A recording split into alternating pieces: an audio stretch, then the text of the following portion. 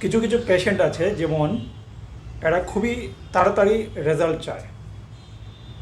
তো যে কোনো কাজের কিন্তু একটা নির্দিষ্ট সময়ের প্রয়োজন আছে এবং আপনাকে কিছু অপেক্ষা করতে হবে, কিছু টাইম দিতে হবে।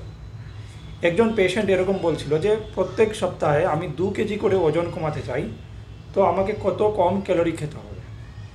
তো কিছু মানুষের মাথার মধ্যে একটা কনসেপ্ট ঢুকে বসে আছে যে ওজন কমাতে হবে মানে আমাকে জাস্ট ক্যালোরিটাই কম করতে হবে, আমাকে কোনো দিকে আর কোনো কিছু চেক করতে হবে না।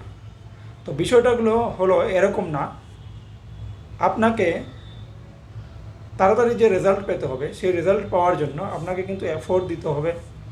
কিন্তু তাই বলে আপনি এক সপ্তাহে 2 কিলো 5 কিলো এরকম যে ওজন কমানোর একটা যে থিঙ্কিং, সেটা কিন্তু সঠিক না। এরকম যদি আপনি ওজন কমান, হয়তো আপনি ওজন কোনোভাবেও কমিয়ে নিতে পারেন, কিন্তু সেটার জন্য আপনার হেলথের জন্য ভালো হবে না, হেলথের উপর সাইড এফেক্ট আসবে আপনার। তো আমি পেশেন্টকে ভালো করে বুঝালাম। তো এই যখন আপনি খুবই কম সময়ে একটি বড় রেজাল্ট পেতে চান, সেখানে কিন্তু আপনাকে কারচুপি করতে হবে, আপনাকে 2 নম্বরই করেই আপনাকে চলতে হবে।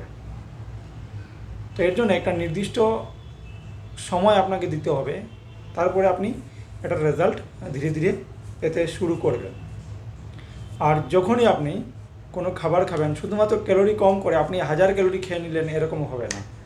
আপনাকে একটা মিনিমাম ক্যালোরি, আপনার যেটা বডি চলার জন্য যেটা মিনিমাম ক্যালোরির প্রয়োজন হয়, সেই ক্যালোরিটা আপনাকে অ্যাটলিস্ট কনজামশন করতে হবে। এরপরে আপনি কতটুক আপনার ফিজিক্যাল অ্যাক্টিভিটির উপর আপনি ক্যালোরি কনজামশন করবেন। আর ক্যালোরির পাশাপাশি আপনাকে প্রোটিন কোয়ালিটি, আপনার যে প্রোটিনের কোয়ান্টিটি আছে, ফ্যাট কোয়ান্টিটি আছে, ফাইবার আছে, সবগুলো আপনাকে মিলিয়ে ঝুলিয়ে আপনাকে চলতে হবে।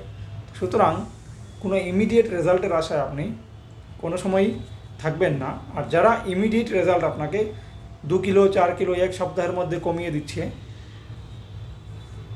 তাদের কাছে আপনি হয়তো রেজাল্ট পেয়ে যাবেন, কিন্তু হয়তো আপনি ইন ফিউচার টাইম আপনার ওজন আবার বেড়ে যেতে পারে এবং আপনি আবার কোনো খারাপ সাইড এফেক্টের দিকে যেতে পারেন।